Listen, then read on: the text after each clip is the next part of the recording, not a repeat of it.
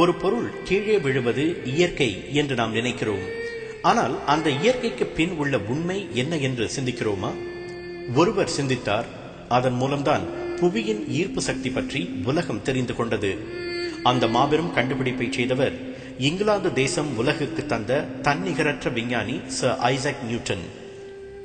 1642 ஆண்டு கிறிஸ்துமஸ் தினத்தன்று இங்கிலாந்தில் ஒரு சராசரி விவசாய குடும்பத்தில் பிறந்தார் நியூட்டன். ஆரம்பத்தில் அவர் படிப்பில் கவனம் செலுத்தவில்லை. ஆனால் ஒருமுறை தன்னை கேலி செய்த ஒரு பெரிய பையனை அவர் ஒரு கை பார்த்த பிறகு அவருக்கு தன்னம்பிக்கை அதிகரித்து நன்றாக படிக்க தொடங்கினார்.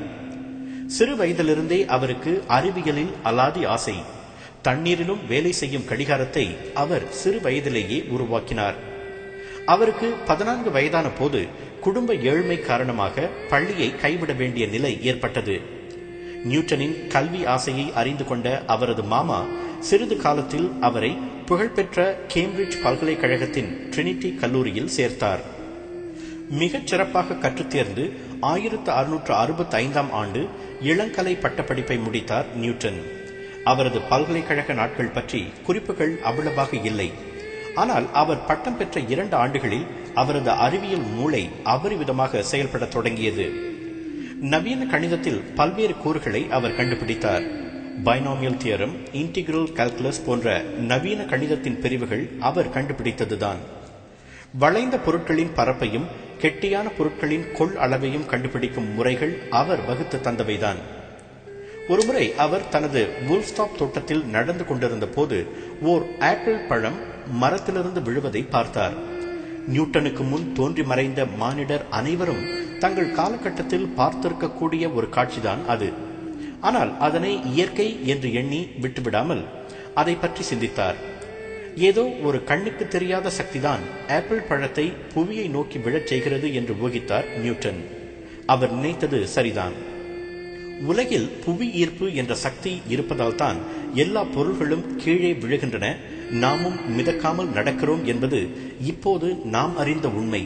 அதனை கண்டுபிடித்து சொன்னதுதான் நியூட்டனின் மகத்தான சாதனை. 1667 ஆண்டு மீண்டும் கேம்பிரிட்ஜ் பல்கலைக்கழகத்திற்கு திரும்பினார் நியூட்டன். ட்ரினிட்டி கல்லூரியில் அவருக்கு கௌரவ பொறுப்பு வழங்கப்பட்டது. அடுத்த சில ஆண்டுகளை அவர் முழுக்க பல்வேறு ஆராய்ச்சிகளில் செலவிட்டார். ஒளியின் தன்மை பற்றி ஆழமாக ஆராய்ந்ததோடு தொலைநோக்கிகளை உருவாக்குவதிலும் கவனம் செலுத்தினார். ஓராண்டில் அவர் ஒரு தொலைநோக்கியை உருவாக்கினார். அதன் மூலம் ஜூபிட்டர் கோளின் நிலவுகளை அவரால் பார்க்க முடிந்தது. இன்றைய நவீன பலம் பொருந்திய தொலைநோக்கிகள் கூட நியூட்டனின் அந்த முதல் தொலைநோக்கியின் அடிப்படையில் தான் அமைந்திருக்கின்றன. 1669 ஆண்டு ட்ரினிட்டி கல்லூரியின் கணக்கியல் பேராசிரியராக நியூட்டன் பொறுப்பேற்றார். அதன்பின் பிரசித்தி பெற்ற ராயல் சொசைட்டியில் அவர் உறுப்பினராக சேர்த்துக் கொள்ளப்பட்டார். பிரிசம் எனப்படும் முக்கோணத்தில் ஒளி விழும்போது ஏற்படும் விளைவுகளை அவர் கண்டறிந்தார். ஒருமுறை வண்ணங்களை பற்றி ஆராய்ச்சி செய்ய அவர் ஒரு கண்ணை மூடிக்கொண்டு மறு கண்ணால் சூரியனை பார்த்து கொண்டே இருந்தார். திடீரென்று வண்ணங்கள் மாறத் தொடங்கின. ஆனால் அந்த கண்ணில் பாதிப்பு ஏற்பட்டது. அதன் பலனாக அவர் பல நாட்கள் இருட்டறையில் இருந்து கண்களின் முன் மிதந்த புள்ளிகளை அகற்ற வேண்டியிருந்தது. ஒளியின் இமிஷன் கோட்பாடு நியூட்டன் வகுத்து தந்ததுதான். வெகு தொலைவில் உள்ள ஓர் ஒளிரும் பொருளிலிருந்து வெளியாகும் துகள்கள் பரவெளியில் வினாடிக்கு 190,000 மைல் வேகத்தில் விரைந்து வருவதுதான் ஒளியாக நமக்கு தெரிகிறது என்பதுதான் அந்த கோட்பாடு. நியூட்டன் நிறைய அறிவு செல்வத்தை சேர்த்து வைத்திருப்பதை உணர்ந்த அவரது நண்பர் ஹேலி அவற்றையெல்லாம் புத்தகமாக வெளியிட நியூட்டனுக்கு ஊக்கமூட்டினார். அதன் பலனாக 1687 mathematical principles of natural philosophy என்ற புத்தகம் வெளியானது. பிரின்சிபியா என்றும் அழைக்கப்பட்ட அந்த புத்தகம்தான் இதுவரை வெளியிடப்பட்டிருக்கும் அறிவியல் நூல்களிலேயே ஆகச் சிறந்ததாக கருதப்படுகிறது. 1692 முதல் 1694 வரை 2 ஆண்டுகள் நியூட்டன் கடுமையான நோய்வாய்ப்பட்டார். அவருக்கு நரம்பு பிரச்சனையும் தூக்கமின்மை பிரச்சனையும் ஏற்பட்டது.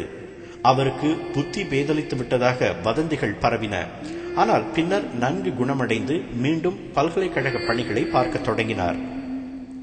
1703 ஆண்டில் அவர் ராயல் சொசைட்டியின் தலைவராக தேர்ந்தெடுக்கப்பட்டார். அடுத்த 25 ஆண்டுகள் அவர் ஒவ்வொரு ஆண்டும் தலைவராக தேர்ந்தெடுக்கப்பட்டார் என்பது குறிப்பிடத்தக்கது.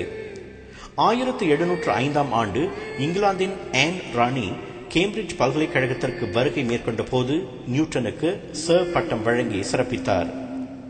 இங்கிலாந்தின் ஆகச் சிறந்த விஞ்ஞானியாக இன்றும் கருதப்படும் சர் ஐசக் நியூட்டன் நோய்வாய்ப்பட்டு 1727ஆம் ஆண்டு மார்ச் 20ஆம் தேதி காலமானார். லண்டனின் புகழ்பெற்ற வெஸ்ட்மின்ஸ்டர் அபியில் அவர் அடக்கம் செய்யப்பட்டார்.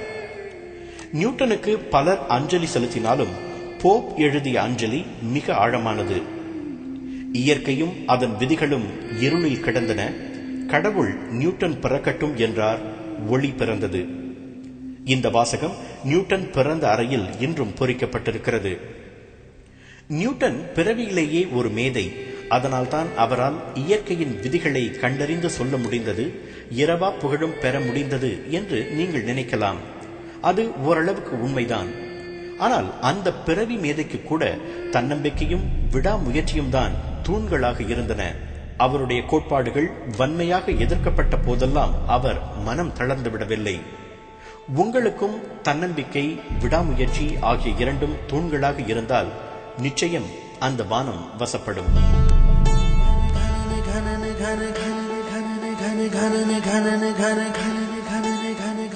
வானம் வசப்படும். சிந்தாவின் ஆதரவு.